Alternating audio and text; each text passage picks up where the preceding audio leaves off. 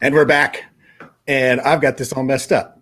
That's how that's supposed to go. Those guys go on top because they're the smart ones, not me. And I can tell you can tell this was a pretty decent episode because I'm here. Because if they gave us two in a row, I don't know if anybody was going to be safe in the stream from Bailey. but, but with that, you guys, Brandon, Bailey, let's get into this.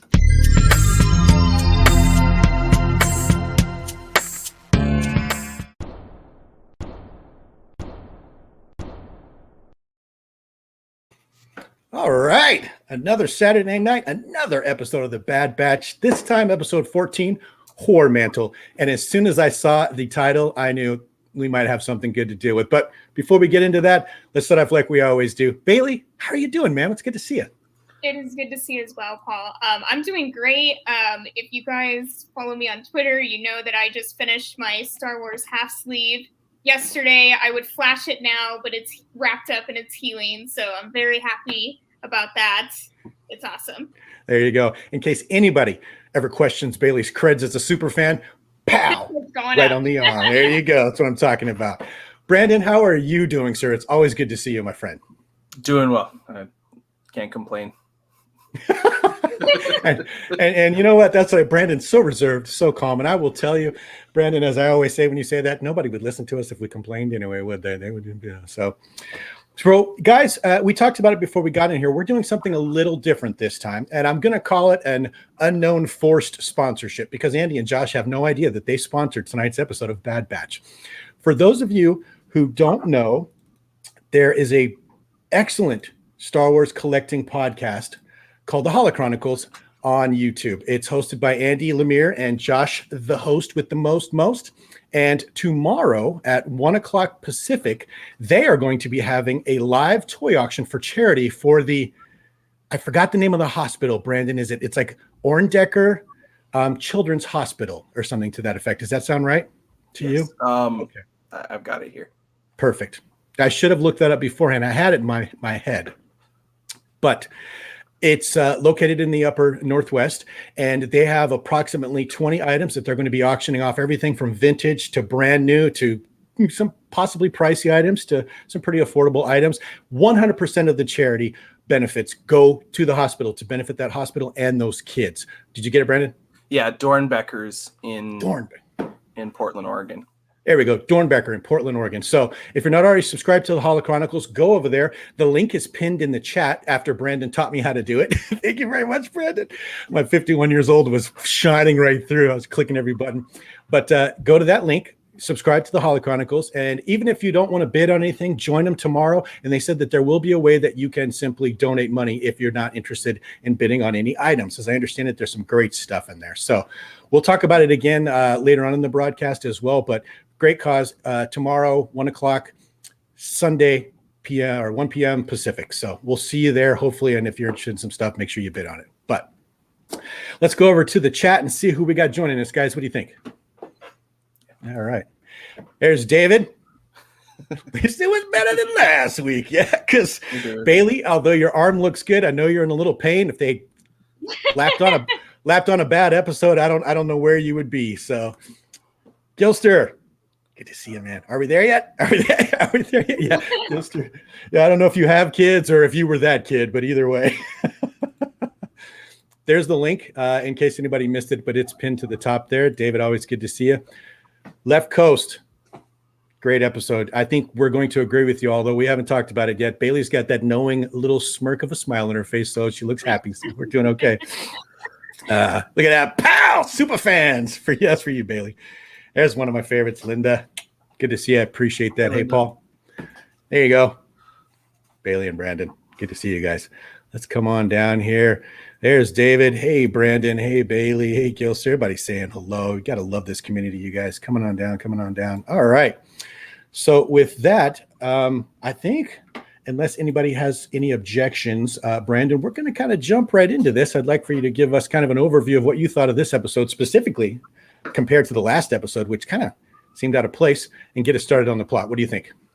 Yeah, I definitely enjoyed this episode more than last week. I think that's because it called back to another clone that we saw in the Clone Wars and Rebels, and that would be Gregory. So that was it was not only was it nice to see that character again, but I think ever since we saw him in Rebels, we were kind of like, okay, now we want to figure out how pretty much any clone that we saw in Rebels, we wanted to see how they got back, how they got to that point. So I'm glad that we'll be seeing a little bit of this. We got to see Rex again, which I was really excited about, even if we didn't get to, see him. But I'm thinking there might be more with that. I really did enjoy this episode, and this was the last one that I knew the title to because I had someone send it to me, the leaked episode titles. Right. So I figured this would be a good episode that would explore, the crossover from clones to troopers, or to stormtroopers. So, yeah, I enjoyed it. Good episode, absolutely. Bailey, before we get over to you really quick, I think at this point, if I can find it, this has become almost a tradition. PB and Ewok. Good for you, Gilster. Thank you, man. We needed that. And then, of course, G-Force snuck in here on us. Good to see you, G-Force. Yeah. And Dave, I love David. He's going to go get in the bathtub. The last American adult still taking baths. I love it. Mr. Rez, hello. Good to see you. Oh, hey, check it out. The best looking guy on the internet, Gary Moore. Good to see you, man. Appreciate that. I'm jealous of that icon, man. He looks good. Bailey, over to you, ma'am. Overall thoughts. What'd you think of this one? How did it strike you? Oh, this was like legions beyond better than what we got last week. So I'm very happy with it. Good.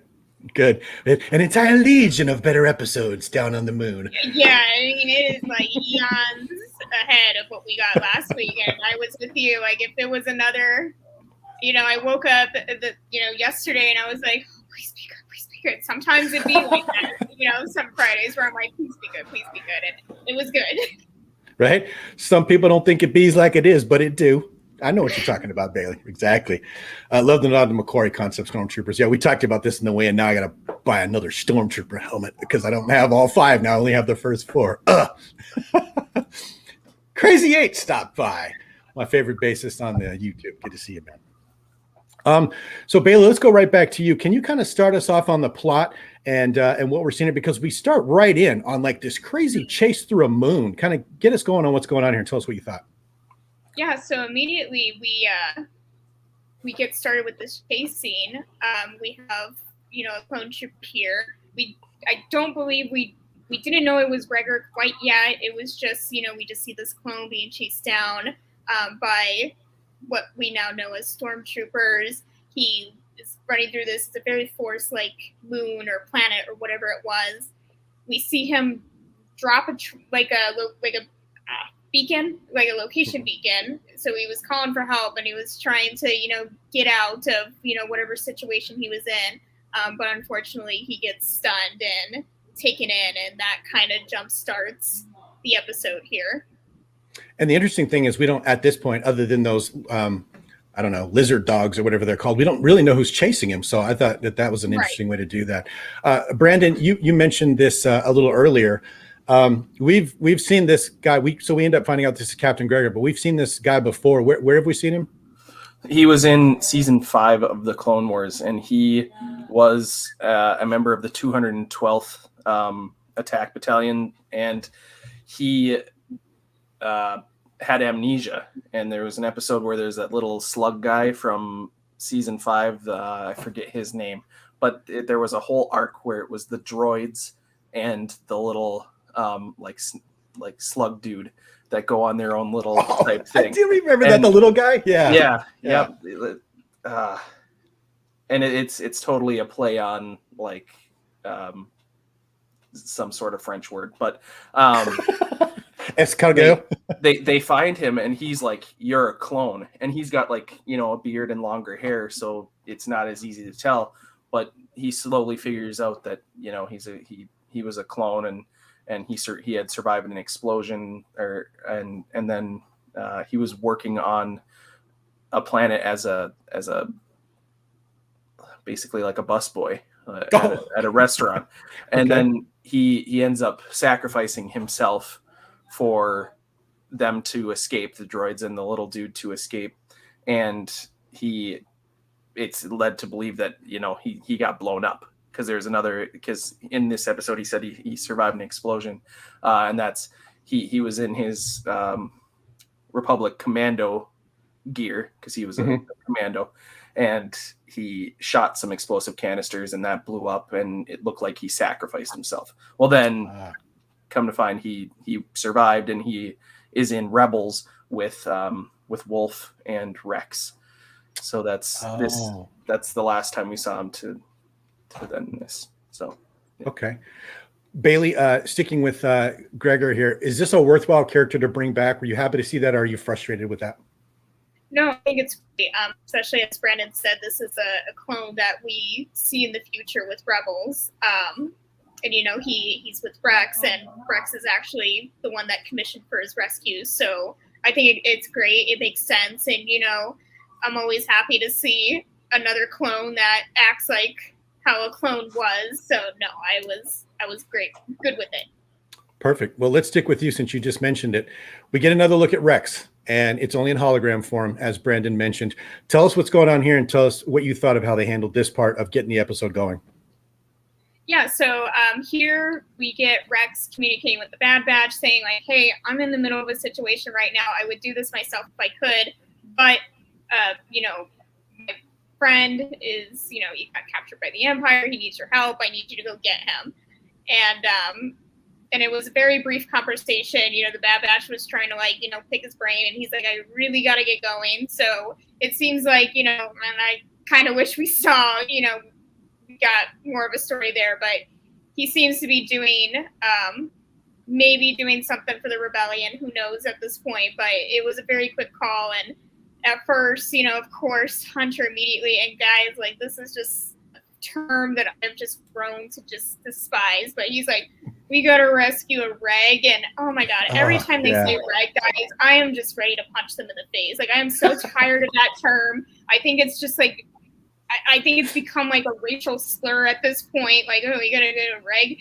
And then like Echo, shockingly, finally is like, I was a reg too, and he rescued me. So, and I trust Rex, and Rex wouldn't ask for help unless he really needed it, and he's depending on us. And I'm sorry, but we're doing this whether you guys like it or not. And I just thought that was like absolutely just fantastic. And Omega, sides with him, and then they, decide to do it. So I was very happy with how they handled it, because again, like, the moment I hear the word reg, I'm like, poor Echo. Like, they're literally like, he was one of them, and I still don't understand the whole like.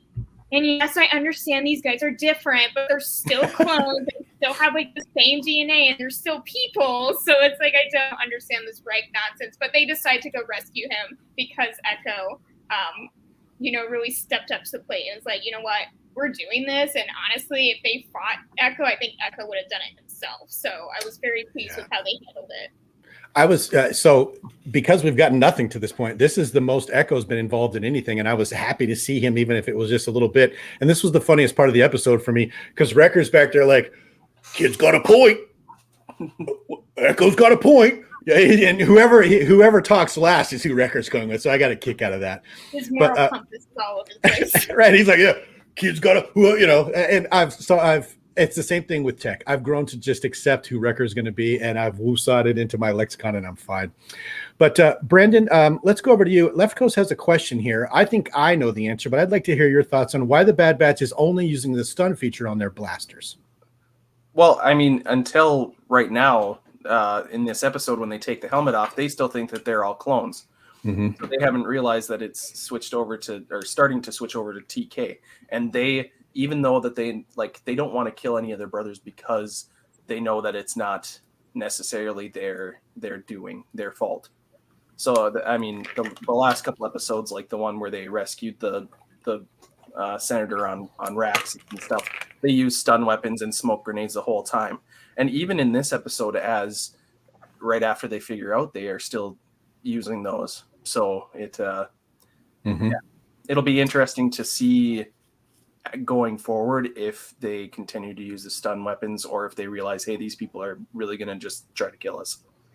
That was so I was glad to hear you say that, because I was wondering too, going forward, now that we know that it's just regular humans under there and it's no longer their brothers. And Echo did pick up a second blaster and was using a real blaster in one of his hands.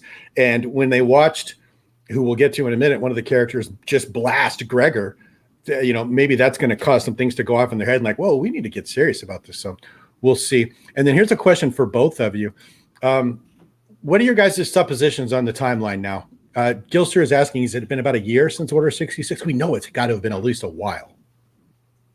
Yeah, Any guesses? Hard to say. Yeah, I don't know. I'm bad, especially when they don't give any sort of indicator of the timeline.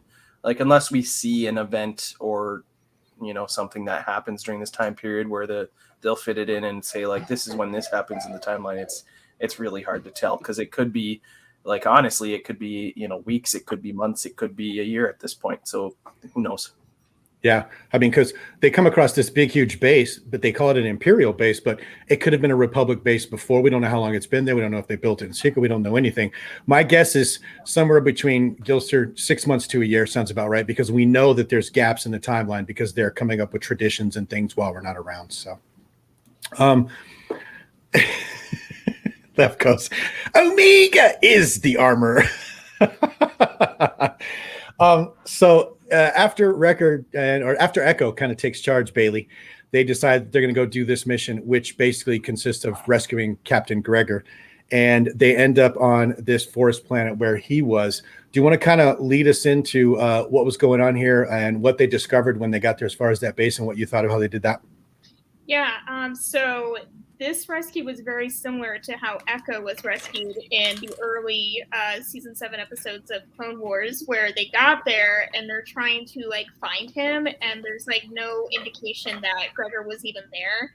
And so the Bad Batch, of course, they're already probably peeved that they have to rescue this rag, but they were like, yeah, he might not even be in there. This could be a waste of time. We can die, and let's call it. Kind of like how on Rylock, how they're nope, they took one look at a situation, was nope, and Echo had to remind them hey, you know what, that was me once again. I was in that position. There was no indication that I was even alive, and Rex still went in and rescued me, and so I'm not going to do the same for Gregor. And if Rex is saying, and I trust Rex, if Rex is saying that Gregor is here, then he is here. So again, I was just round of applause for Echo, because this is moments that I've been waiting for Echo to kind of remind these people of who he was before he got involved with them. And I think it was important for him to remind them that hey, that was me. Okay. And nobody seemed to have a problem back then when it came rescuing me, but now we're going to do the same for another. No, I would. Yeah. So another fabulous moment with Echo there. You know what, Brandon, let's stay on that topic. How did you feel how they handled Echo this episode? Oh, I loved it. I was finally, he got to say something that meant something. Mm-hmm. And, that actually had to deal with that was relating to the plot. And I really liked it, because he's well, if Rex needs help, I trust Rex. And, mm-hmm. And that I think seeing more of that throughout this season, especially when Rex was already in it, would have been, more entertaining and made a little bit more sense, rather than just them kind of looking at each other earlier when Rex kind of came, introduced himself, and he was right. Oh, yeah, he's here. But no, I definitely enjoyed this a lot better. And then, it was at least something that he got to do. And then he, still did his little scomp link thing. And yeah, of course. but it actually felt like he, contributed. What I found so odd was in the Clone Wars, these guys, the Bad Batch, were set up to just be straight cold and forgive the term, badasses. I mean, they weren't never worried about backup. You got wreckers lifting up whole ships. They didn't think twice. They would just run in there. And now all of a sudden, Hunter's wringing his hands well, there's no backup and this, and we could get killed. And Echo, the least capable of them all, because he's not a 99 batch clone and he's all broken up, is the one who, grabbed it by the tingy bits and was we got to do this. So were you guys a little bit happier both to see that, obviously? Oh, absolutely. Nice. Good. So, Brandon, let's stick with you because I know that you're a gamer. and you're kind of a trooper fan like me. Love you, Bailey, but I'm, Space Wizards. I'm a trooper guy. You know that. I understand. Okay. They get onto the ledge and they look down, and this scene is obviously from a little bit later, but they see, and I had a little tear in my eye. Who are these people and what is going on down there, Brandon? Who's manning this base? So these are it's the Empire at this point, and they've scanned into the computer and they're like, there's 1,000 TK here and 50 commandos that are in charge of the units. So the commandos, which Republic Commando, and like I think Left Coast mentioned earlier, Scorch, and I have a hard time, especially right now, remembering names. But one of the characters, but these are the Republic Commandos that you can play as in Battlefront 2, and they have different technical abilities with their suits and stuff like that. And we see a little bit of the ARC troopers and a little bit of the commandos in the Clone Wars. But they're just another form of a specialized trooper. So they've become almost like not like the officers, but like the captains, essentially. The leaders and trainers type of thing. Yeah. Okay. So, and they're confused about the TK designation, and they're like, we don't know what that is. So they still have not yet realized that they have switched over from the clone commanders and clone troopers, so the CCs and the CTs. But they were talking about, Gregor tells them that he has been training these new soldiers, and he's like, hey, these guys are our replacements. And they're like, what do you mean our replacements? And yeah, so and then they're on their way up the elevator, and they're like, well, it's not about numbers. And then the doors open, and then there's a whole bunch of them. And then the other thing that we see besides the Republic Commando, or Commando, is the heavily influenced design from the Ralph McQuarrie concept arts for the Stormtroopers. And I absolutely love this. And I've got the 2-volume Ralph McQuarrie book that weighs like 26 pounds. Like a volume. No joke. It's the size of my torso, and it weighs 26 pounds. So it's 2 pounds heavier than Bailey. But I love it when they work things like this into shows. Like Rebels, they did a lot of Ralph McQuarrie stylized art, like Darth Vader, the lightsabers, everything was based on that. So I love seeing some of those designs being used in this show. But yeah, this is kind of that moment where they're in the firefight, where they realize that TKs have become a thing. Right. And back to this really quick. You guys know me. I have one case that's Phase 1, Phase 2, Stormtrooper, First Order Trooper. Now they jam this guy right after Phase 2 clones, and I got to need this helmet. I'm going to rearrange all my cases to get it done right, Bailey? Absolutely. I have no idea where you're going to put that, though. Oh, well, I've got 2 spaces left in my Mandalorian case. I've got some stuff up top. Oh, and I've got another Detolf in the boxes underneath the bed in the guest bedroom. So, as Brandon put it, I future-proofed myself, so we'll see. Yep. Oh, my God. Let's hit the comments really fast here. G-Force is back because someone let the bath water out of his bath. Oh, you know what? Great episode. Fell asleep in my chair again. Time for bed. Chris, thanks for stopping by anyway. It's good to see you. Let's talk about this. Either of you guys, and I know, Brandon, this is probably going to be closer to your purview. Could Republic Commanders or Delta Squad be the spinoff sequel to Bad Batch? I don't know if they do it just because they've already had a book series and a game based on it, because they're legend stories now. And I feel like Disney is going to try to stay away from certain properties that were part of that. Like, I know a lot of people would be excited about like a Knights of the Old Republic style thing, but I feel like Disney and Disney and Lucasfilm right now are going to try to not touch that and just create stories that are, influenced by those things, but not, rebooting them. So I think having these characters in this, and not even characters, but the designs for those troops, is the way of giving a nice nod to what came before. Got it. Fair enough. Future proof was smart. Yeah, thanks, Gilster. It was, believe it or not, it was my wife's idea. She's like, "While you're there, get two," because they were down from $99 to $59 for some reason. But anyway, JT. Hey everyone, just watched the episode. Wow, it's right. We so far we agree with you. See the smile on Bailey's face? It's a good indicator that you're all safe. Exactly. Oh, all right. So they infiltrate that. I mean, let's all just be honest with each other. This one was fairly predictable, except for maybe the end. Yeah. But it was still fun. So they get to the cell where they're holding Gregor. They get him out, and then they're running back through the base. And someone mentioned it. They shot Scorch. Is that Commando's name, right, guys? Yeah, I don't know if they're gonna. I haven't. I guess I didn't hear whether or not it was the name, but yeah. Okay. And they're running back through, but Gregor gets shot like 3 times and lives, and they're headed back out. Bailey, do you want to pick us up from here and tell us what you thought of this whole chase through the Imperial facility scene? Yeah, I mean, it was pretty intense. I remember watching this sequence, and I've just been thinking back how in the previous streams, you guys are like, there's not a whole lot of pew pew bang bang going on, but there really was in this episode. There was a lot of, this was very classic Star Wars to me. Running through a compound and you're being shot at, and somebody gets hurt or there's some sort of obstacle, and that was very much this. And honestly, when he got shot like 3 times, I was like, oh my God, is he?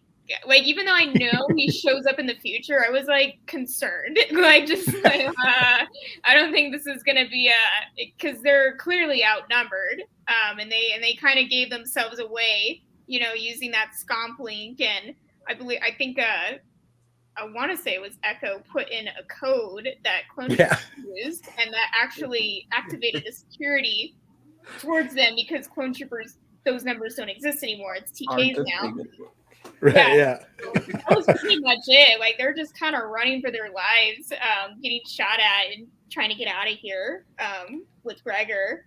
And that was pretty much the end of it. It was definitely a pew pew bang bang moment.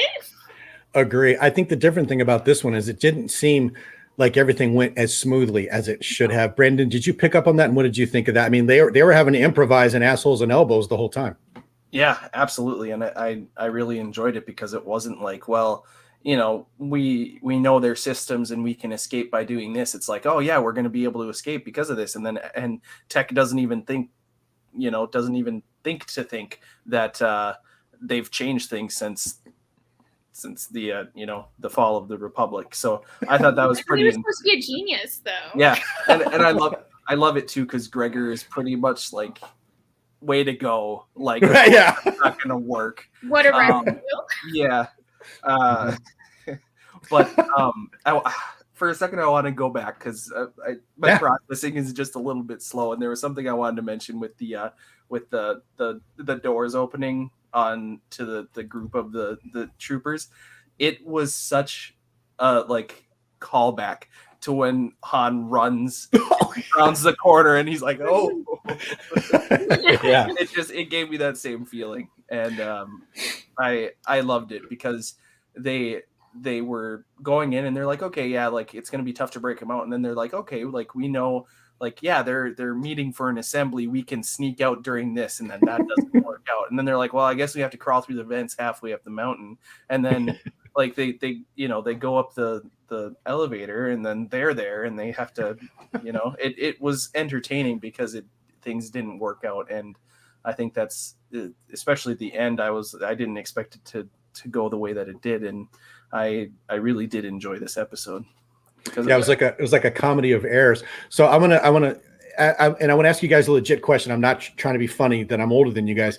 You mentioned a scene in the Death Star where Han Solo rounds the corner because he's chasing the stormtroopers, and so they think, crap, there must be a bunch of them. They wouldn't chase us otherwise. And then he turns the corner, and there's like a whole legion standing there. Right. Do you know what the original scene from 1977 was for that, Brandon? Weren't there just like 3 of them? It was the 3 guys, the 3 stormtroopers. They turn the corner into dead end, and they're forced to turn and face their enemy. And that's when that legion was added in post-production, like a bunch of years later. Did you know that, Bailey? Special edition. No, I didn't. Oh, cool! That's hilarious, though. Yeah, because I remember seeing the movie whenever, the special edition one. And when he rounds the corner, there's like all those stormtroopers standing there. It makes a lot more sense. So, but yeah, that was cool. Yeah. Yeah. David, well, marginally there were 4. Yeah, 4 or 5 either way. But yeah, so I did get a kick out of that. The comedy of errors, everything didn't go smoothly, and they still managed to get out. And we got something that we haven't seen yet for the most part. She's been nominally helpful, but this time it's just her and Wrecker, and Wrecker's got some big guy stuff to do. Bailey, she got to fly. What'd you think of that? I wasn't surprised. I'm like, this kid's gonna do a little bit of everything eventually. And I think what was interesting, what I found amusing with those two is she's the one kind of freaking out the entire time. Like, it's been a while. Where are they? Like, they should be calling us by now. And Wrecker is just like, it's fine. They got it under control. And then they would pan back to the pew pew gang bang where everything is not fine and where everything is not under control. And so that was amusing because, normally when these two are together, I'm like, but like this was entertaining. And oddly enough, when most of the Bad Batch came back and she's, having a hard time getting it up, Tech was actually a decent human being. I don't want to hear anything in the comments. Nothing. I don't want to hear anything in the comments from you guys. Yeah. Anyway, she's trying to get the ship up. And she's like, struggling, and Tech was actually decent and was like, "You're doing fine. I got it from here." God. I'm so sorry. Sorry, Bailey. The 2 13-year-olds in the chat. Mind out of the gutter. I'll be all right. Hold on. Oh, I'm so screwed when we go back to school. Oh my God. Sorry, Bailey. For a second there, Beavis and Butthead kicked in over here. We apologize. We're better than that. Yeah. No. She said, "Get it up." Oh my gosh. Oh my God. All right, I'm good. Yeah. So she has a hard time flying the ship correct. Brandon, she makes some excellent points there. What did you think about the first time? I can't even speak. Hold on. Omega finally gets to be a part of this thing. He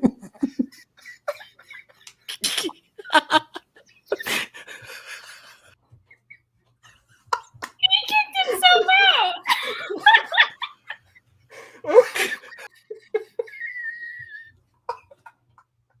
Wow.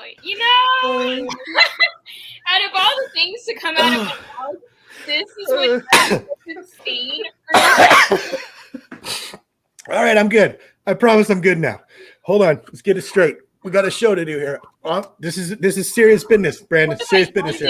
I don't know. Apparently, they have a malfunction button. I just put it.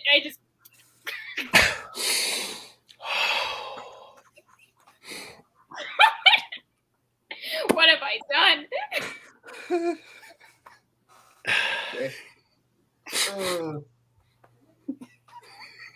A Brady Bunch. Oh, by the way, John, it's good to see you. You got here just in time. Oh, all right. Okay. I'm good. Brandon, you good? We can do this. We can do this. This was a hell of a day for between us, Brandon and I have like 6 hours of sleep, Bailey. Good job. So we're already goofy. I apologize. This is nuts. Yeah. So.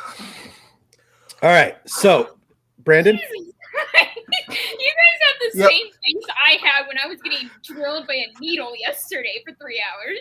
I know. Yeah, I thought it was.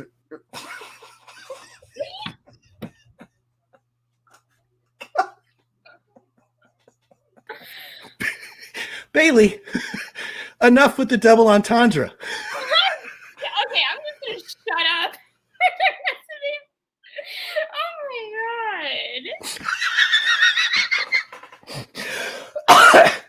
god. Okay, Bailey. Okay. When you're done having problems getting it up and getting drilled, can we get back to the story now? Please.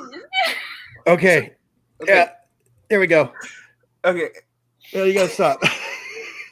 You know you're dealing with a couple of juveniles here. Oh my god. Oh my god. Gilster, go back and check it on the rewind because if I start talking about it again, we're never going to get through this. Yeah. Okay. Oh, all right, Yep. we're good. We're good, right, Brandon? We're good. Yep. Okay, let's talk about this, Yeah. Brandon. Yeah. She can I'm fly so the ship, sorry. and she's can fly. helpful, And but she's not perfect, which I thought was Right. cool. Yeah. Yeah. She has to. Yeah. She's And- not like a Mary Sue. Go. Right. And I really enjoyed it because the whole scene with Wrecker and Omega, she's like, "How are you so relaxed?" And he's like, "I'm charging up before I charge in." Right. And Yeah. he's like feet kicked up, and I absolutely loved it. So I was like, she's totally gonna need to be the one that's gonna do something. Mhm. I'm sorry. I'm trying my best. No, you did good, Brandon. You did good. That's the point I wanted to get. She's more serious than one of the members of the Bad Batch. She takes the plane and is not like, I was worried she was going to get in it and fly like Luke Skywalker did in the first episode or the fourth episode. And but it took her some time to learn. We're all good? Yep, all good.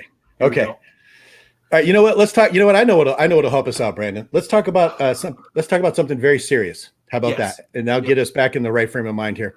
Yes. So, for those of you who may have just gotten here, and if you've been here earlier, you heard me talk about this. Up in the chat, there's a link to tomorrow's Holochronicles live toy auction for charity. The name of the hospital? Dornbeckers. Thank you. In Portland, Oregon. Yep.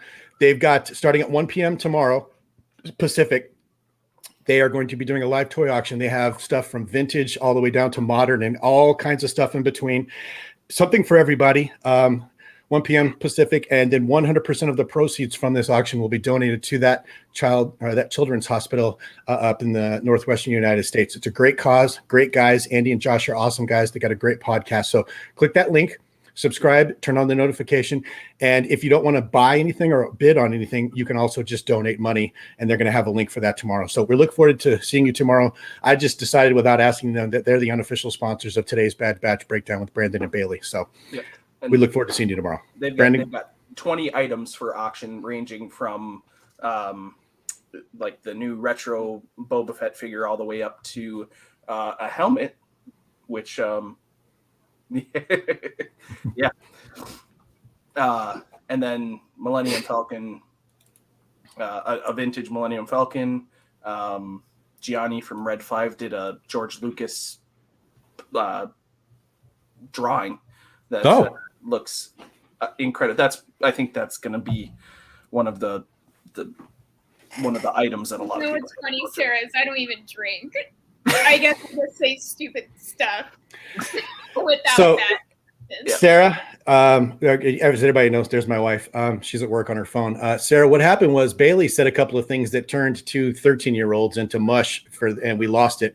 And we've been trying to get ourselves back on track. It was not her fault. It was Brandon and I's fault, and we've apologized to her. So absolutely. Yeah, and we were horrible. That's on us. Yeah, it's totally on us, Bailey. Sorry about that. That was some funny. Oh, that was funny. That was good. I mean, didn't you hit yourself? Oh, yeah, right. You just came right back again. Well, pow, let's do another one. It was awesome. So it's funny you should mention that, Michael, because if come by tomorrow, just if you can, Michael, either that or catch it on the rewind, because it's not quite going to happen that way. And by the way, good to see you, Michael. Thanks for stopping by.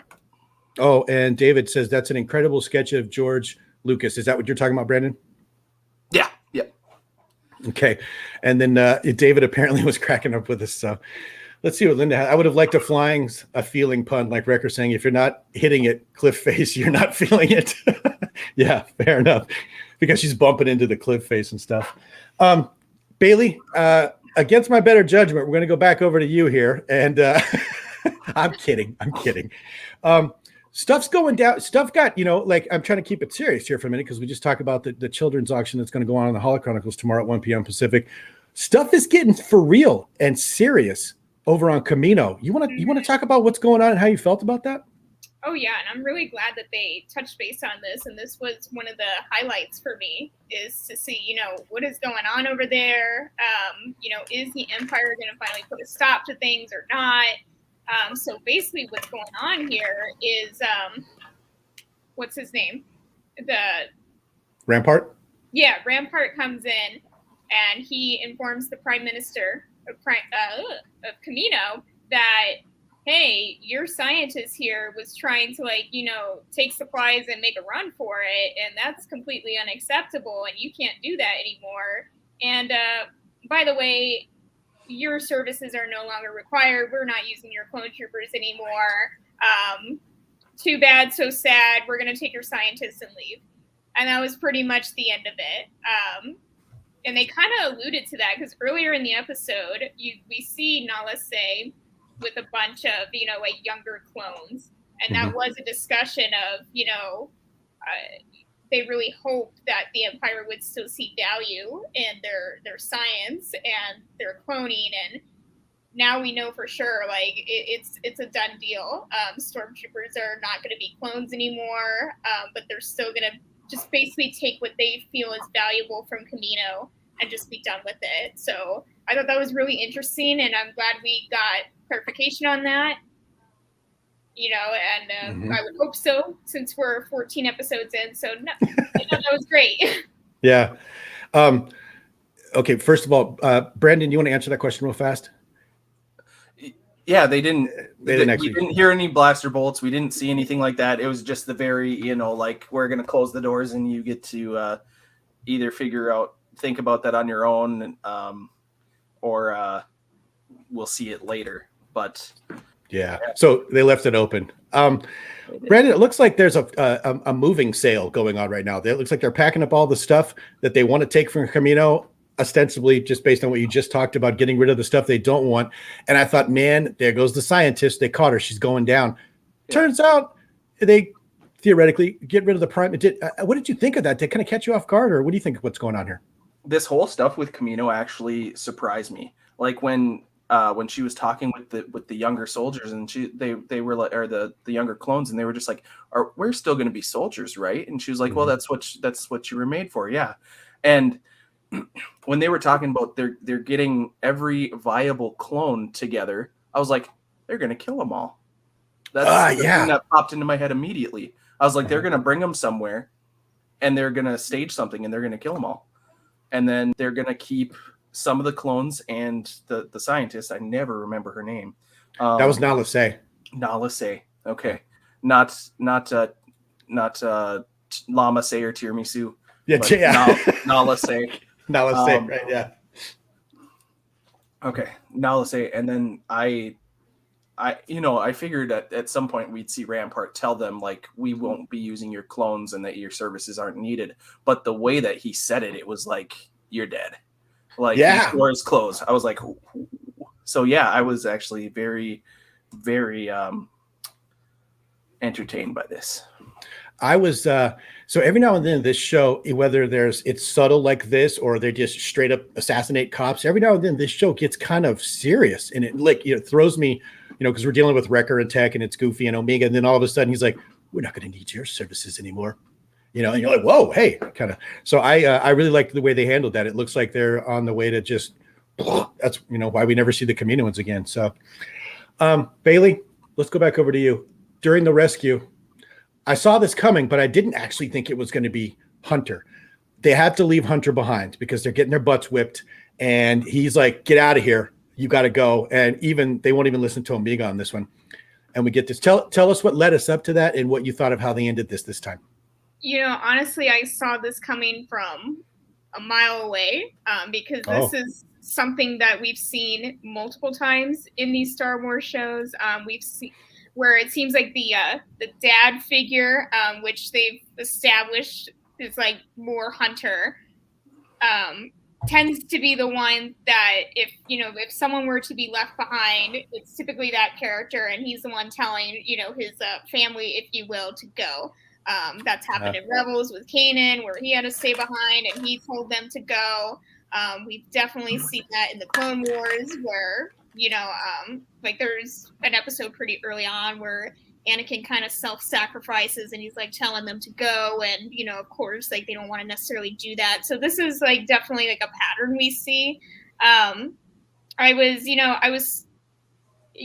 when they were like in the woods and they're trying to get back to the ship, and there were all these troopers and all these obstacles. Like I figured that was the direction we were going. And when it was Hunter, I was like, oh, well, that makes sense. Because of course they're going to have Omega screaming and being like, oh, we can't leave him, blah, blah, blah. And they have to. And they, not that they didn't try, like they really did try to go get him. But the odds were definitely not in their favor and they had to go. And so Hunter, you know, being outnumbered and surrounded at this point, he gets captured and, they just serve him on a silver platter to Crosshair here, who was the worst assassin ever. I was telling these guys earlier, I think Jar Jar would have better success, and he would do it accidentally. You know, because 2 episodes ago, we're like, can I permission to hunt him down? And he didn't really do that. Like, this was just like, this is like an accident that worked in his favor. And you have, you know, once again, the dialogue that I just love so much sometimes where Hunter's like, figured you show up, and then you know, Crosshair being who he is like, I wanted the whole squad, but you'll do. But you'll do, and that's pretty much the end of the episode. Is that's where they leave us. Fair enough. Brandon, did you see it like Bailey did, or and if not, what did you think of how they did this and how they ended it? Well, throughout the episode, you know, I didn't necessarily see it coming, but as they were escaping, I was like, well, somebody's gonna, and then, you know, get left behind, and I was like, wow, they like Hunter's gonna be the one that they're gonna have to go back. So it definitely did surprise me a little bit with that, but I did like how it was like a struggle the whole episode, and it wasn't just like you know, something silly happened to where Hunter was like, yeah, go. It was, they actually made it, you know, seem meaningful that he had to stay back. But I liked the chase with the V-Wings. And it really was like, and we talk about this episode was predictable at stages and for the most of it, but they did it in a good way. And it was entertaining with the bits of plot and the Easter eggs that were thrown in.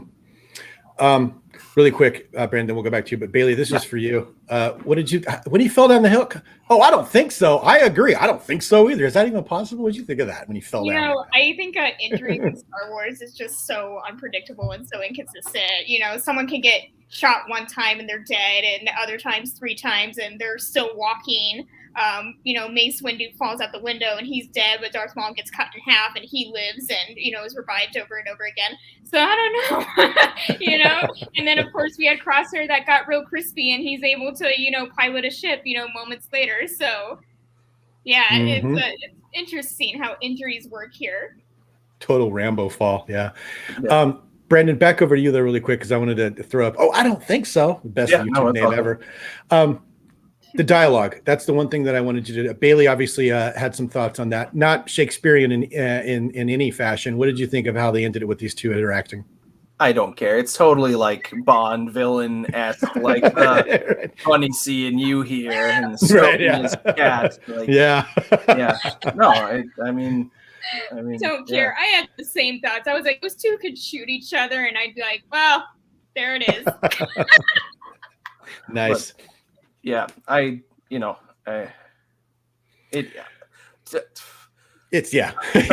Star Wars at its core is almost usually cheesy dialogue. Oh, and amen, brother. Yeah, no doubt. And that's part of what we enjoy about it. It's like, the story is so good sometimes, and you're like, that's how you chose to convey that. That's really the sand. Sand is how you're going to do that. Right. Yeah. Make it surprise. Yeah, but no. Yeah. Okay. No, Mr. Hunter, I expect you to die. Yeah. That's a line from a Bond movie. Do you guys know what that is when I said that? No? Okay, never mind. Do you expect me to talk, Goldfinger? No, Mr. Bond, I expect you to die. Anyway, Gary, thanks, man. I got it. Yeah, and I will tell you how far off I was when it was clear they're going to have to leave somebody behind because the ship's taking too much damage. By the way, Gonky helped out. Gonky helped out. He repowered the engine for a second.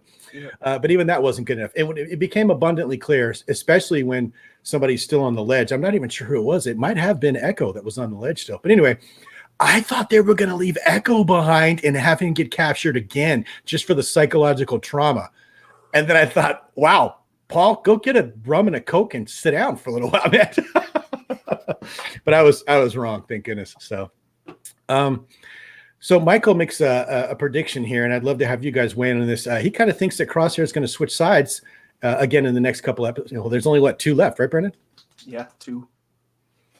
Bailey, what do you think about that plot point from like a writing perspective? Think that might happen in the next 2? I feel like we're out of time, to like properly do that. If we just have 2 episodes left, I think it would be very jarring for him to like all of a sudden be like not a murderous kind of jerky guy. I think unless they're planning on continuing this, I just really don't see that happening. But then again, when it comes to redemption arcs in Star Wars, sometimes that takes place in less than 5 minutes. So it's hard to say. Brandon, what are your thoughts on that? Is Bailey right? And I have a feeing that they're going to do it, even though that there's not time. Just to gut punch. Cause there were a couple it was when they were doing the attack on the factory on Ryloth. And there was that moment where he was thinking about, like, what are they doing right now to distract us? But then there was another point where it honestly looked like he was like looking off into the sunset to see how he felt about it. And I think early on, even before he had his chip, he felt bad that he was, giving into the impulses of the chip, because he didn't want to be controlled like that. So I feel like that they might do something to where they make it so he gets to shine through a little bit and basically have a moment like it wasn't all me, like it was the chip. Wasn't all for naught. So I think Bailey is accurate, but she's not right. And what I mean by that is, you're correct, Bailey. They don't have enough time to properly, in my opinion, do a redemption arc. But I think, and I think you agree with Brandon on this one too, I think they might jam one in anyway, and have him walk in and help out. Because if you'll recall, several episodes back, I threw up a picture of him sitting on his bunk, where he's looking down into his hand, and that was clearly the mind of a man who was not happy about what he was doing, chip or not. So who knows what's out there. And I think, to be perfectly honest with you, David's nailed it on the head. No pun intended. Crosshair walks in the cell, Chips hits his head, disabling chip. Pow! There's your redemption arc, Bailey. It's possible, huh? I suppose. And if that happens, I'm going to have a lot to say about it. Yeah, if they go out on the negative, man, I'm telling you, it's going to be interesting. So, excuse me, dying over here. Yeah, so the Bond reference was right over Bailey and Brandon's head. Yeah, it's a whoosh. Oh, well, where were we here? So, you know what? Overall, pretty good episode. And I'm kind of happy with what we got to see there. Let's pull this back up. Okay. So with that, Brandon, this episode and this episode only, if you have to give this one a number between 1 and 10, where are you at with this one? 8, maybe 8.5. Not bad. Yep. Not bad at all. So pretty happy with this episode. Is that fair to say, Brandon? Oh, yeah. Cool. Before we get over to Bailey, if you're in the chat with us and you'd like to join in on the numbering game, I would love to hear, and these guys would too, where you're at with this episode, 1 to 10, this episode and this episode only. And especially if you're really high or really, really low, if you'd like to throw in an extra sentence or two, just giving us an idea of the perspective from which you're coming, we'd love to hear from you. But with that, Bailey, while we're getting some of those numbers in, if you had to rate this episode and this episode only 1 to 10, where are you at, ma'am? I am also at an 8. Which you guys know is significant compared to last week where I went 1. So yeah. Same page this week. I'm gonna, you know what? My chip's gonna deactivate. I'm gonna hit my head on the side of the car as Bailey swerves this car back and forth from 1 to 8. So you know what? That's what they're doing to me too. Every Friday, I'm like, what are they gonna do now? What are they gonna do now? I don't know what they're gonna do. Yeah, I tell you what, I'm going to start sending you guys fingers crossed emojis every week now because it seemed to work because it came right back, man. So let me ask this while we're getting some numbers in, guys, and either one of you can jump in or talk over each other. That last episode was unnecessary, out of order. Somebody explain to me why we went from where we were to down here to back up. Thoughts on that, guys?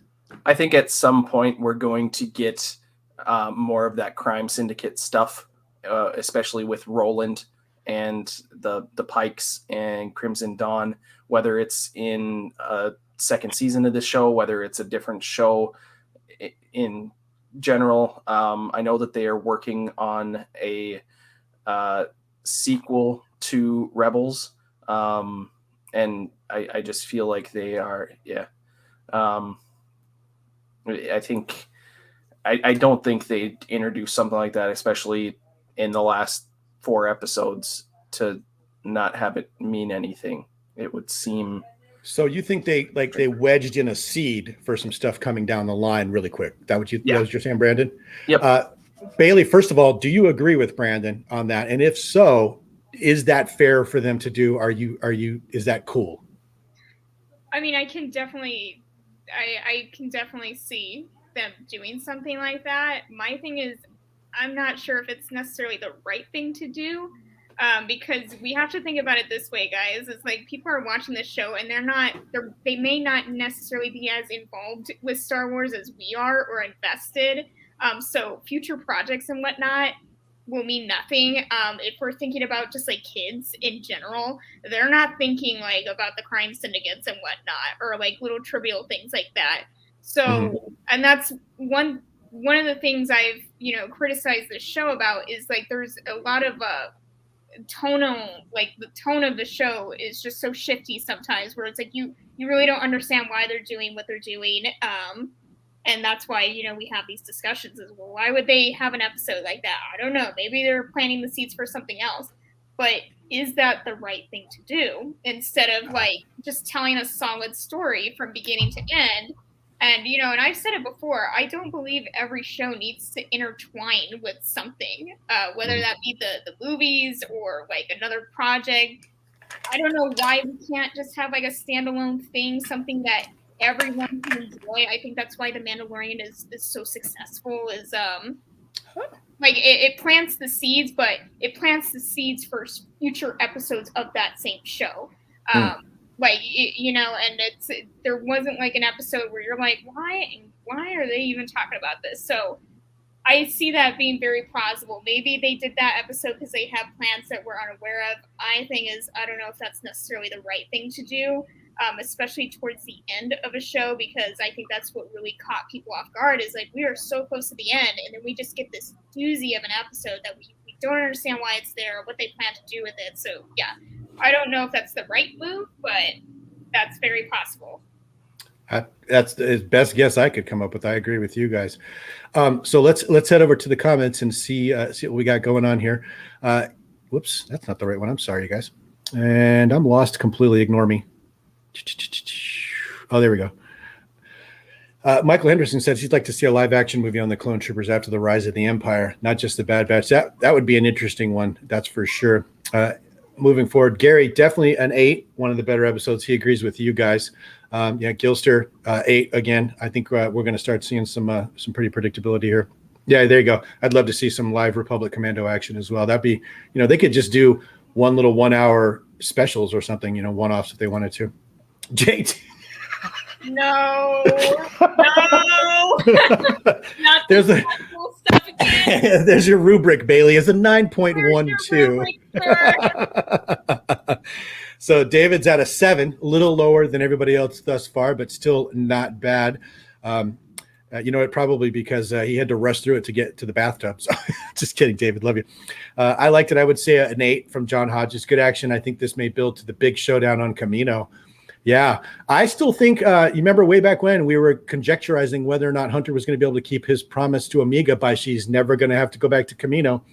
You guys said, I think you agreed with me. She's not going to be able to keep that promise. They're going back. I see you over there nodding, Brandon. Am I crazy? Yeah. Well, yeah, you are. But no, I think we'll see Camino again. And I think everybody will return. It'll be a homecoming type thing. Oh, yeah. That's going to be the big finale. 8.5 for GeForce. Yeah, right in there with you guys. Look at Linda with the 9. I like the pew pew bang bang. They just need to turn their blasters off stun. They're not shooting at brothers anymore. That's what I'll be looking for next episode, Brandon. If we've got the new TK troopers, are they finally just going to give up and start shooting these guys? So I would think so. I agree. Good for you. I'm glad you liked it, Linda. And they gave us crazy people what we wanted of. JT, I love the evolution we're starting to see with the troopers. Felt a little sinister. Yeah, we talked about that on Commando, and the stormtrooper music was back from A New Hope. So I saw something. Some of the music was the same as when they were chasing somebody. Anyway, I'm going to have to start wearing my glasses when I do this. Okay, so first of all, there's Jason. First, good to see you, Jason. I think Crosshairs sees them execute the kids and his mind has changed, then saves Hunter. Yeah, that's a good one because, Brandon, you thought that. You thought they were gathering up all the clones to just kill them. Yeah. So that might that might be the catalyst this week because it's going to take something big to jar Crosshair. Would you agree, Brandon? Yeah. And I think I have another idea for that too that we can get to, and I'm okay with being wrong. So I don't know about that because he was more than happy to kill Omega when he got his face burnt off. Yeah, shoot her. Oh, so wow. Yeah, I don't know about that. You know what? Everybody wants to do Crosshair stuff until it's time to do Crosshair stuff. So maybe when he realizes maybe actually shooting kids is bad, who knows, right? And I put that the nice way. I agree with Brandon. Stuff's being set up for future connections. Is Crosshair able to change his mind? Yeah, so there's a lot of that conjecture in the chat that people are predicting that's not going to happen, that Crosshair is going to switch over. Left Coast is at an 8.5, by far one of the top episodes. It's definitely in my top 5. Bailey, would you say top 5 for you? Absolutely, yeah. Brandon? Yeah. Okay. Top 5 for sure? Yeah, I think so. Okay. Yeah, Gil, we could have had Scooby-Doo laughing at, yeah. Oh my God. Left Coast, after that last episode, I now think the series will in fact end with one season, but something will spin off it. I think we're going to God, that's a tough one. I'm up and down every time. Now I'm not so sure we're going to get a second season. Brandon, I see you nodding your head. Second season, yeah or no? I'm so back and forth. Like, right? I can sit there and reason like, yeah, they'll wrap it up in the next 2 episodes. And it's like, no way. Yeah, I have a hard time. Bailey, getting second season? I don't know. Right. I really don't. Again, like, this is probably the one Star Wars project where I'm like, I literally don't know where they're going with this. So I don't think we'll know until the very end. I tell you, end of last episode, I'm like, there's no way. This screeching halt of an episode, we're going to have to go to season 2. And then they do this one and they jam in like 8 things. Well, I might add. And now I'm like, well, no, I could see him wrapping it up in 2 more episodes, especially if the last one's like a 2-hour special or something, or an hour special. But wow. Yeah, David's definitely in his top 5. Yeah, Crazy 8. There you go. This series is going to end with a mega cliffhanger and announce a 2-hour holiday movie for December. That's oddly specific. Crazy. I'd love to see that if that comes true. Book of Boba Fett will be coming out, so they won't do anything to interfere with that. Yeah. Okay. So I'm going to throw this one at Brandon. Then I want to hear what your other one was that you said you might be wrong about and you don't even care. They answered many of the questions I needed answered. Only a few left that matter. I agree with you, Left Coast. What was your other theory, Brandon?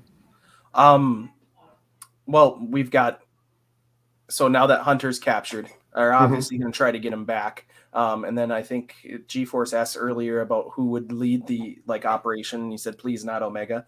Right. I think Gregor is going to plead to Rex, and Rex is going to come and help them. And we know in Rebels that Gregor and Rex and Wolf, or Gregor, they have their chips out. And I think that's a way to get Crosshair's chip out, is with Rex coming and then Gregor. So that was just one of my other little thoughts, that, you've got Rex and Gregor, who are 2 clones that know how to get the chip out, and we see them later in the future. So who knows? Well, I'll tell you, JT puts it best. This is the best reason to get a second season. I hope we get a second season because we'll get more breakdown with Paul, Bailey, and Brandon. That's how good you guys are, Brandon and Bailey. I'm just here pushing buttons. Like I said, I'll be perfectly honest with you guys. Everybody that's listening right now, a second season of the stream is not a foregone conclusion. We're having a blast, but we still haven't decided whether we're going to come back if there is a second season of the Bad Batch. But we'll see. I want to get these last 2 episodes done, and then we'll go from there. But I don't want to.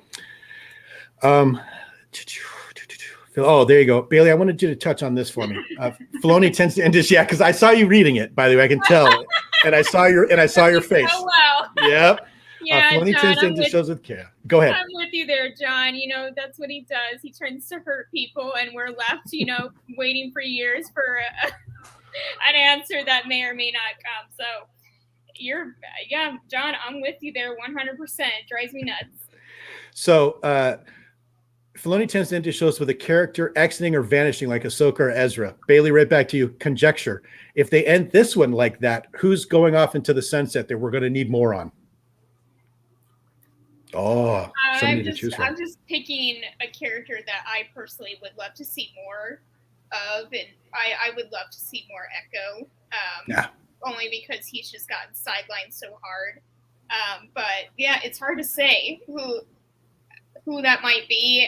Typically, the kid is the one that gets out of the situation. So we got Ahsoka and Ezra; they were like the kid of their group. So it could be Omega.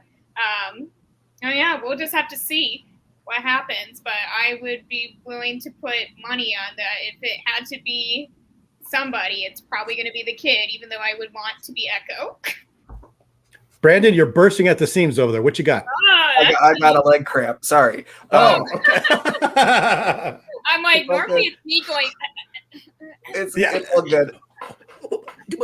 All right. It's all good. Fair enough. And I agree with David. I'm ready for some Giger things too. Definitely Giger and better. Brandon, do I need to call 911 over there for you, brother? You all right, brother? Yeah, inside of my thigh. We're all good. Really quick, there's Matt. Good to see you. We're on the way down, but I do appreciate you stopping by nonetheless. You missed some of the goings on with Brandon acting like Beavis and Butthead earlier. And my wife makes an excellent point. On the next Bad Batch breakdown, our guest speaker will be our rescue pit bull, Jackson. We'll have him on here. Oh, man. Let's see here. Yeah, Michael, thank you. We can do other live streams with another Star Wars. Yeah, because I think between the three of us, we can talk.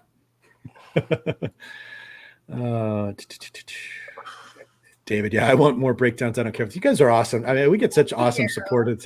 Wow. It's yeah, there you go. Brandon, if you need to get up and walk it off, we can do without you for a minute, man. It's all good. It's all good. I feel like I'd tear something if I tried to get up. If I tried to get up right now. Fair enough. That football playing coming back to haunt you a little bit, huh? Oh my God. Yeah. Oh, all right. We're gonna hit this one just because I love giving Left Coast. Vader show up next week. Bailey, yes or no? I would like to, but I'm not sure because we haven't seen him at all. We haven't even seen Palpatine again, and we haven't seen Tarkin again. So that's hard to say. Mm-hmm. Brandon, Vader showing up next week? There are so many characters I'd like to just see little snippets of where they are right now. Yeah. Because it might still be a little bit early for Vader setting up the Inquisitorius with the Inquisitors and everything. Mm-hmm. But I don't know if this is the place to start setting that up, because we know that we'll it's not the years, it's the mileage. Yeah. Tell me about it, Matt. Oh my God. Yeah. Because I think it's been like the fifth brother, the Inquisitor that shows up in Rebels. He's been confirmed for the Obi-Wan series, so we know that they'll have some of the Inquisitors, but I think that's still several years from that storyline. But I think it would be cool to see Vader. I think since we've already seen Palpatine and Tarkin, I don't know if they'll hop back to it. Maybe we see Death Star stuff. Maybe just a quick little thing with Vader, and I'd be happy with that. I'd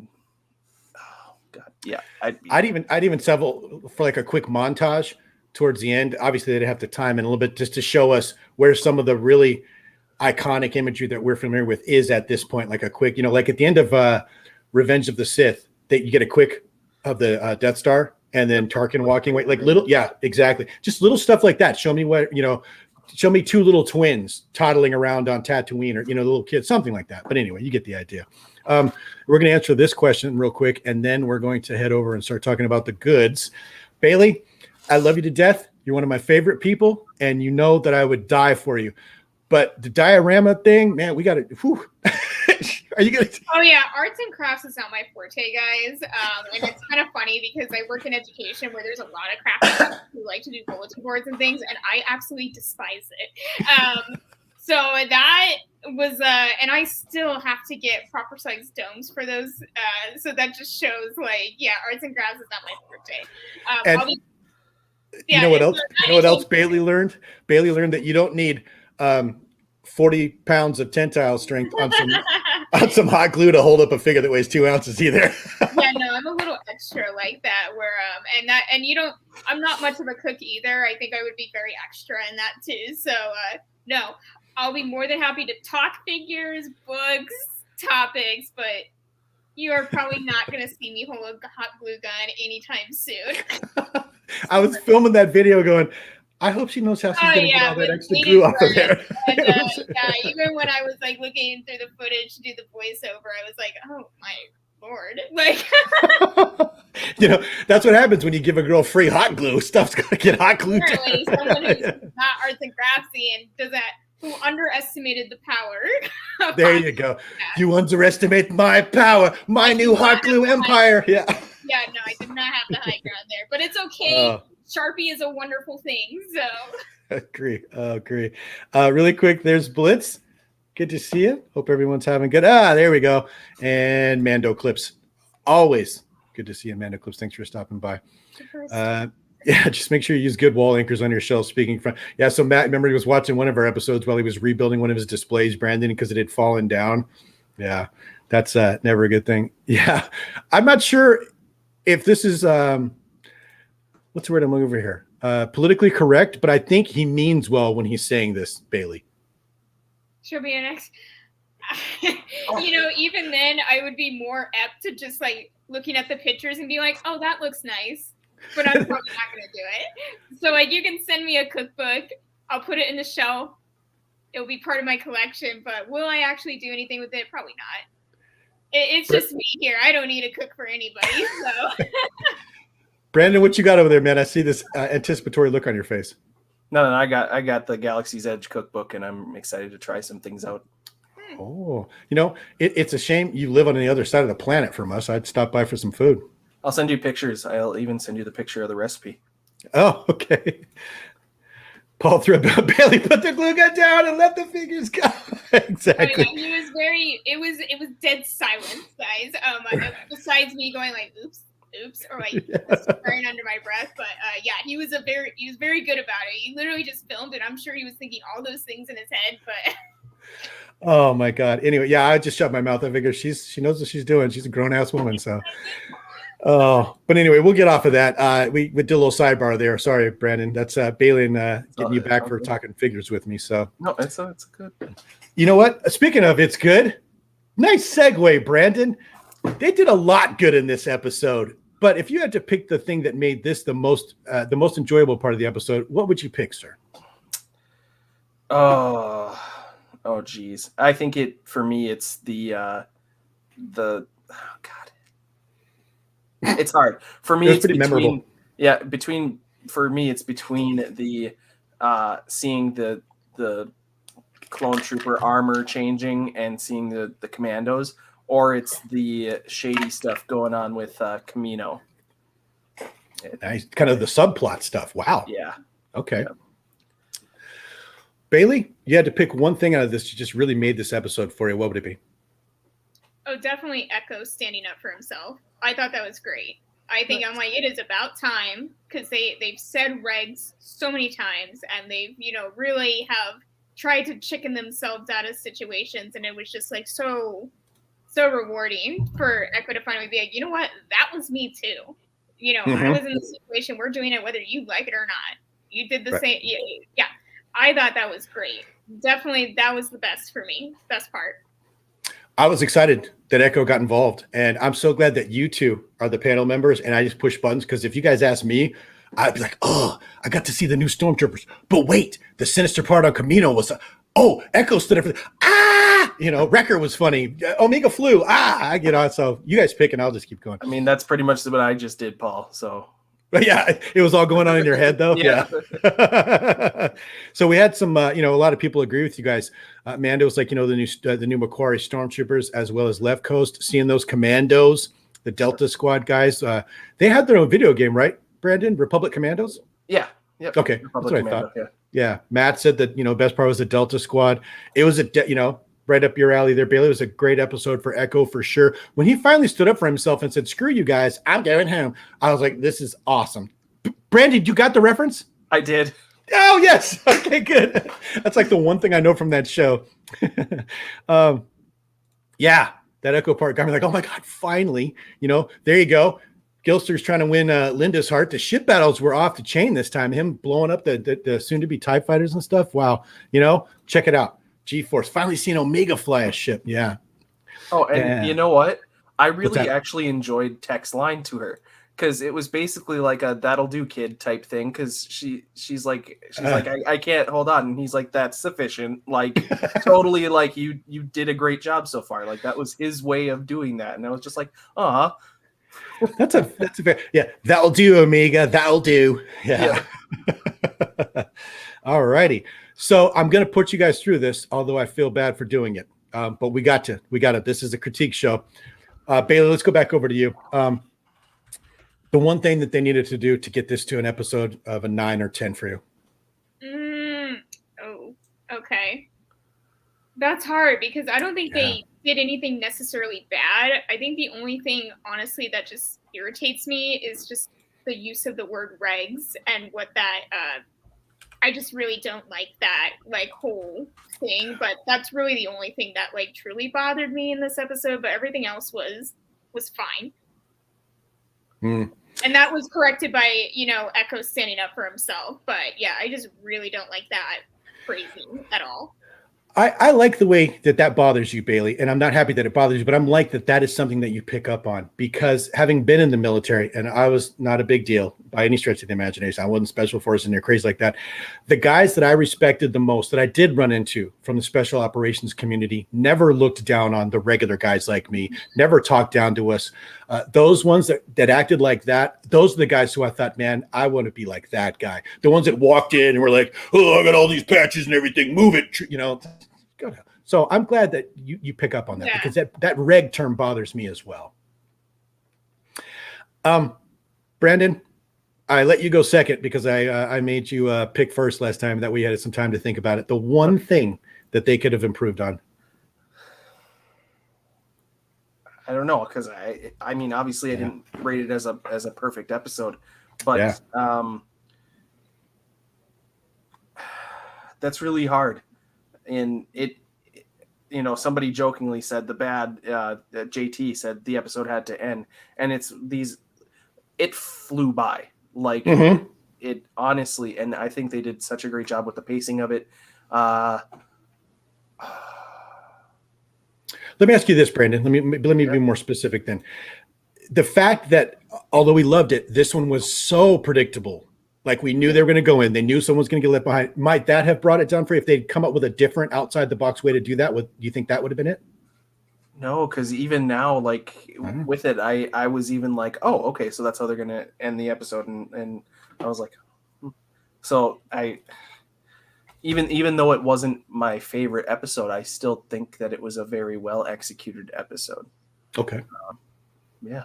It's a tough one. That's a tough question, right? Yeah, and I know some people are like, the stun guns was the worst part, and like improvement blasters not set to stun, but I see, hopefully we'll see that evolution of them realizing that it's not their brothers anymore, and that I actually thought that was a cool thing they did in this episode, to show that, even though they're all one-dimensional tropes, Bailey, right? They're still, you're like, I don't want to kill my brothers. You know what I mean? I thought that was awesome. No, yeah, and that's what I'm saying. Don't say the term regs. That's what confuses me. Yeah. Like you're beneath me. Yeah. True. Yeah, no. I think that's been the toughest one on these good episodes. What could they have done to improve? Because you would have to see it to know it. No, that would have made it better. Yeah, exactly. So Crazy Eight's got a really good question here. Since Kamino's gross national product has gone to zero, does this mean Boba Fett shares in Kamino cloning core is worthless? That's why he had to go into bounty hunting. Oh, crazy. Bass player humor. I get it. Thanks. These guys are like, yeah, whatever. There, check it out. There's Salacious Rum. First of all, it's good to see you. Oh. How does he type like that? I guess it takes a long time. Kowakian monkey lizards are probably good at that. Bob hasn't seen it yet because someone chloroformed it. But Salacious wanted to say hello because he's friends with Brandon and Paul and has a monkey lizard crush on Bailey, my special lady friend. Nice. It's good to see him. Salacious, appreciate you dropping by. I can barely read that. That's the funny part. Yeah, David, so much predictability, but you know, it didn't even really bother me. Bailey, I see you nodding your head. The fact that it was predictable, did that drive you nuts? No, because I think what helps is it's okay if something's predictable, but as long as it's like entertaining, I think that helps, you know. And there was a lot of action and callbacks to things and things that a lot of payoff in this episode, and I think that really helps a lot. Yeah, I agree. Gary put something, a broken hunter at the bottom of the mountain. I'm torn on that one. He fell all that way, and supposedly they should not have been able to fall from that distance because Gregory even says, and as a quick aside, did you notice, Brandon, tell me if you know the answer to this, did the same guy do Gregor's voice that does the rest of the clones? Because he was deliberately, it sounded like he was almost going through puberty. He was deliberately cracking it every now and then. Did you notice that? I thought it was funny. And oh my God, D. Bradley Baker. And he voices him the same way in Rebels because he's kind of seen as unstable. That makes sense because he's like, yeah, these guys are nuts. I was like, what is this clone's problem? Oh my goodness. So yeah, Bailey, did it bother you that I think I might have asked you this, and if I did, I apologize. Hunter lands at the bottom of this deathly fall with no injuries. Yeah, we discussed that injuries in Star Wars just don't make sense. That's right. Yeah. Yeah. Brandon, what's the term? It's not consistent. It's not consistent, right? Yeah, that's my new go-to for Brandon. It's not consistent. So I agree. Let's get through the rest of these. It's consistently inconsistent. There we go. There you go. Yeah, it's almost like they work for the government. Go. Remember what she said? Omega must have memorized all the buttons of Take Letter Fly because she told Hera. Yep. So yeah, there you go. Yeah. It was a good catch. I forgot about that. Jason, will we see what Rex was doing that he was so special? I don't think we're going to see what Rex was doing. That was just a way to keep him out of the episode so they could get where they were going. Bailey, I see you shaking your head too. You agree with me? Yeah, I mean, that typically happens too. Sometimes a character is off doing something interesting and we're like, well, why didn't we see that? Like, you know, like the last episode where they brought up gun darts and it's like, well, that's what I want to see. Yeah. Right? Yeah. No, it ain't happening. Well, Brandon, let's go over to you. Supposition. What's he doing in the background that he's so unavailable to go help Gregor? I don't know. And is there like a broad theory that you might like, what's he eventually trying to get to? Because doesn't he show up in Rebels or something? Yeah, I mean, and I think what this episode is doing is leading towards where we see him eventually in Rebels, because we see him together with Gregor and Wolf. And it might be cool to see Wolf again because he was on with Plo Koon, but for Order 66, and I think it would be cool to see, now that we've seen Gregor in this, to also see Wolf. But then again, we've got 2 episodes. Like, they need to, unless they're going to make the last one a little bit longer to make sure it gets done the right way. Mm-hmm. But it might be him. I just think that would be too convenient that he's busy because he's trying to get Wolf, because that's just timing wise, that would be convenient that they all kind of got together at the same time. Because I thought from Rebels they made it seem like they kind of stumbled on each other over time. Right.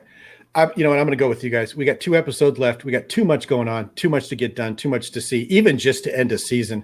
I don't think we're going to see what Rex was doing. We do know that he's eventually trying to rally a bunch of these guys and get them to that desert, but who knows what was specifically going on. So So, you know what, Blitz? What do you guys think the climax will be for the finale? Will they save Crosshair or something because the episode didn't quite feel like it set the tone for finale very well? And you guys can jump into this, Brandon and Bailey, if you want, but I'm going to say this. We've got two more episodes left, right, Brandon? 2, yeah. I think after next week's episode, I'm going to really hammer these guys for their finale predictions because they will have gotten as much evidence and information as they're going to get, and I'm really going to drive the point home. Tell me what you think is going to happen at the end of this. You guys want to do it then, or do you want to start talking about a little bit what do you think is coming up for the end now? We can do it then. Yeah, it doesn't make a difference to me. I do think something tragic is going to happen because the people who make the soundtrack for these shows alluded that like the last finale soundtrack like brought tears to their eyes. So I think something bad. I think a storm is a coming, but I don't know what that's going to look like. So it's going to be a Phantom Menace death of Qui-Gon type, or Qui-Gon's noble end type thing. Yeah. Jesus. Mm-hmm. Yeah. One long episode, 2 parts for finale. So the guys that were, and I think you two were on that same boat, the people that were predicting a 3-season arc to finish this up, looks like they're going to be right. Because we're right, Brandon? Because we've started with a cliffhanger. We'll probably end with another cliffhanger next week and then finished up in the finale. Oh, yeah. That's my prediction, right? Okay. Yeah. Mm-hmm. All righty. We're going to do this again. For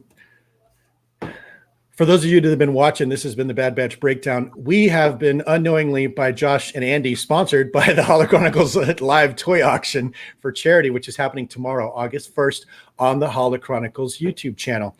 They are going to be doing a live auction of 20 Star Wars items, things from high-end stuff to, smaller like pins and things like that, starting at 1 p.m.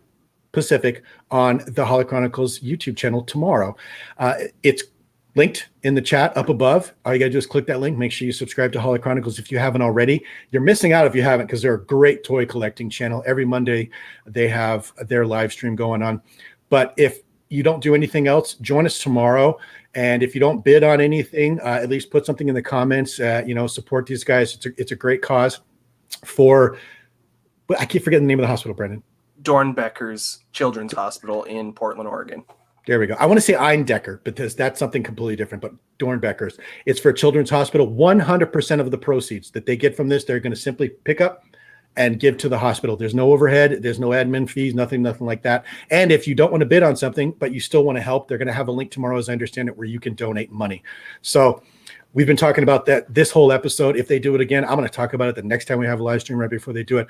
I'll be over there. At least come check out some of the items, and maybe you'll find something that you might be interested in. So with that, you know what, guys? We did a lot of predictions this episode. Normally our next topic is predictions, but I think I'm going to warn you two ahead of time. Next live stream, I'm gonna nail you down. You're gonna tell me what happened in that last episode. So take some notes and pay close attention to this one coming up. Bailey, Brand, is that fair? Yeah. Okay. The other thing that I wanted to talk about is the final episode of the Bad Batch Breakdown with Brandon and Bailey, which is, what is that? Can you tell now what day that's going to be on, Brandon, since we know how many episodes we're getting? Yep. It will be August 13th, 14th. 14th. Everybody 14th. agree? August 14th is the final episode of this live stream for this season, correct? Okay. For that one, we are going to do an audience participation. If you're in the chat, as Tez Rollins puts it, you're in the live stream. For the first part of that live stream, we're going to talk about whether or not their predictions came true and just a quick overall what we thought of that episode. And that'll be about a half hour. And then I'm going to put a link in the chat, and anybody who would like to, if you have a camera and a mic, hop on in and tell us what you thought was great about the whole season of the Bad Batch, and maybe a couple of other thoughts on whether or not you'd like to see it coming in the future. And then these guys will tell you whether you're right or whether you're wrong. Right back at you. So we're going to have an audience participation live stream for that final one, which is on the 13th. We agreed. Yes, guys? 14th, yeah. 14th? 14th, yeah. 14th. Okay. I can't do math. I know. You saw me. I can't even find the calendar app on my phone, Brandon, to figure it out. So, but I'll talk about that again in the future. I'm going to go through the comments real quick here to see if there's anything really super poignant. But in the meantime, Wily Crosshair isn't going to survive this series. Yeah. Wow. We got a lot of stuff come in. Crosshair take go back into the DeLorean. Crazy Eight. Since you go back in the DeLorean, mess up the senior prom, so Palpatine's dad doesn't kiss his mother. Avoid the whole mess. Where have I heard that before? Prediction: Crosshair saves Hunter, and helps him escape by the That's, if anything, that's going to be the redemption arc. I think we've talked about that. Brandon, I see you nodding your head. You agree with that's probably going to be it if they do it. Yeah, that'll be the go-to. How can we make him not look bad?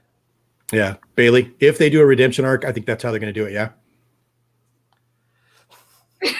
Okay. I mean, yeah. My definition of a redemption arc is different, I guess, but I wouldn't be surprised if that's what they do, because that is extremely typical. That at the very end, when everything's going downhill, characters like Crosshair, they decide, you know what, I'm so sorry. They push whoever they care about out of the way, they get killed, and that's the end of the story. There's your redemption arc. So yeah, I'm with you, David. I really want to be surprised. No doubt. I hope they do something to blow us away as well. Guys, I'm so glad we got a great episode to talk about this week. It's been a rough day, only because of, I didn't get to sleep 14 hours and drink all day. So so it was nice to have something fun to talk about. Before I wind us down and get us out of here, Brandon, over to you. Final thoughts, anything I might have missed, anything you want to add, my brother? No, I'm just excited. And just like David said there, I've been somebody who wanted this to be like a 1-season type thing, where I could see where it would start being a 2-season type thing. But if they do something crazy special in the next 2 episodes where they make me want a second season, good on them. Like I honestly think these next 2 episodes are going to be really, really good. I think they pumped the brakes a couple times on us, and then let it sit there and idle for a little bit at the beginning. But I think these last 2 episodes really will be something exciting, and I don't think we're quite ready for it. Yeah. It worked last time, Brandon, and I mean this in all seriousness. That's why I love having you on here. It's one of the people that I've run into since I started this YouTube thing that I actually like and that I can stand, because there's so much negativity and so much fighting and stupidity. You're just such a pleasant, decent guy, and you're always trying to find the good and always holding out that hope that, you know what, yeah, they smacked us in the butt with a paddle on this one, but you know what, the next one will be good. And that's why I like you, man, and I appreciate that perspective. Yeah, thank you. Bailey, I have you on here to prove me wrong on a regular basis. Final thoughts? Yeah, I think I just want to throw out there, because I saw something in the chat. It's just like, guys, I am not a scary person. If you want to come on live and express your opinion, I am not gonna bite your head off. Like, I'm not. I know it seems like that on camera, but I promise you, I am like one of the nicest people you'll ever meet. So I am not scary by any means, even if I disagree with you. Like, I will listen and I will be pleasant. You would have to say something really like the obvious, like just awful things for me to get me upset. Like, just know that. Yeah, I just want to throw that out there, because I feel like that image has kind of manifested, a little bit. I am not scary, guys. Like, at all. I'm not. If you want to come over and talk, it's fine. I'm not going to bite your head off. I'm really not. Come into the Thunderdome, G-Force, if you're man enough. Bring it. Just kidding. I'm not scary, guys. I'm passionate. I'll put it that way, but I am not scary. Wait, Matt. Wait, it's a trap. Wait. Well, you know what? Thank you. And I know there are some of you. I'm not scary. Dude, I'm not afraid. I'm just kidding. Oh yeah. No. Like, I know, like, you guys know me, so like if they throw a help me sign, I don't take it, but I don't want that being lost in translation, that I am not a scary person, guys. I will not bite your head off. Like, even if I disagree, I will have a smile on my face and go about it politely. Yeah. So I will Matt, I couldn't resist. Yeah, thanks. We have a good time giving Bailey a hard time because obviously they're both such positive, decent people. That's why I have them on here, that I deliberately set it up as Bailey's the dangerous one that you got to watch out for, and Brandon. That's not the case at all. So, and the good news is, Bailey, everybody that I've seen in the chat tonight, we are very familiar with, if not pretty familiar with, and nobody would get on here, I think, and be rude or be impolite or unprofessional in any fashion. And if they ever did, I would, ban them into the fourth plane of YouTube hell anyway. So, but I'm really looking forward to that last episode. Is the fourth plane of YouTube hell above you, Brandon? What was that? I don't know. I don't know what just happened. I think there was a flicker, but that just. Yeah. Brandon, I don't know what you've been drinking today, but you need to send me a sample. Okay. Nothing. Oh my God. You know what? There we go. Whoops. That's not what I was getting. So, with that, you guys, I'm going to wind us down. It's been great as always. If you've been in the chat with us, we greatly appreciate it. You all are awesome. You make this so much more fun for us. And I just don't know what, I can't end with that because there's some good stuff in here. This positivity is powerful, and we agree with that. Left Coast thinks it's 1966, but I get what you're trying to say. JT, the show flies by. Thank you, Paul, Bailey, and Brandon. Thank you very much. I love it. Now it's 3:30 a.m. I can go to bed now. Wow, I didn't know JT was in Europe. Good. Yeah, go to bed by all means. Okay, that's the one we're gonna end with. You know what? Out of all the things to come out of my mouth, I'm so glad that one stuck.